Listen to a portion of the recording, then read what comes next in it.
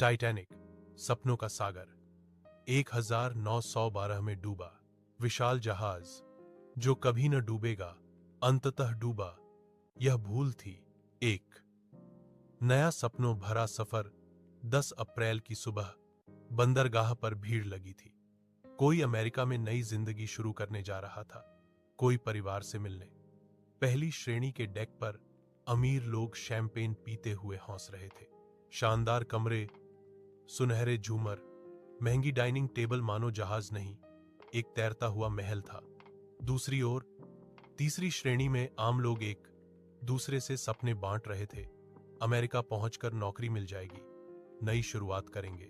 2 Atlantic की ठंडी रातें। टाइटैनिक तेजी से अमेरिका की ओर बढ़ रहा था। जहाज के कप्तान एडवर्ड स्मिथ अनुभवी व्यक्ति थे। मौसम साफ था, समुंदर शांत। 14 अप्रैल की रात बेहद ठंडी थी। आसमान ऐसा साफ था जैसे कांच, और समुद्र पर हवा तक सुनाई नहीं दे रही थी। लेकिन इसी सन्नाटे के बीच कुछ दूर हिमखंड, आइसबर्ग्स तैर रहे थे। रेडियो ऑपरेटर को कई चेतावनियां मिली, लेकिन जहाज गति पकड़ चुका था। 3 वह पल जब किस्मत पलटी। रात 11:40 PM।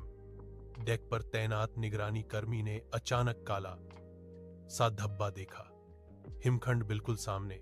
आवाज हुई और जहाज के दाएं हिस्से में पानी घुसने लगा। लोगों को शुरू में कुछ समझ नहीं आया। जहाज इतना विशाल था कि हल्का झटका ही लगा, लेकिन इंजीनियरों के चेहरे देखकर सब साफ था, टाइटैनिक डूबने वाला है। 4 डर, अफरा तफरी और बिछड़ते सपने। जब लोगों को बताया गया कि जहाज डूब रहा है, अफरा तफरी मच गई। लाइफ बोट्स बहुत कम थीं। कई लोग रो रहे थे, कई अभी भी विश्वास नहीं कर पा रहे थे कि अडूबने वाला जहाज डूब सकता है। पहले महिलाओं और बच्चों को नावों में बैठाया जा रहा था। कई पति अपनी पत्नियों को विदा कर रहे थे। तुम जाओ, मैं बाद में आ जाऊंगा। लेकिन वे जानते थे वे कभी नहीं बच पाएंगे। जहाज धीरे धीरे झुक रहा था। बर्फीली हवा और नीचे से आती चीखें। हर ओर दर्द, डर और बिछड़ने की कहानियां बिखरी थीं।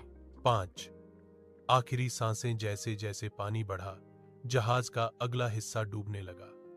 बैंड परफॉर्मर आखिरी पल तक संगीत बजाते रहे, एक शांति देने वाली धुन जो अब इतिहास का हिस्सा बन चुकी है। 6 डोबी सैम।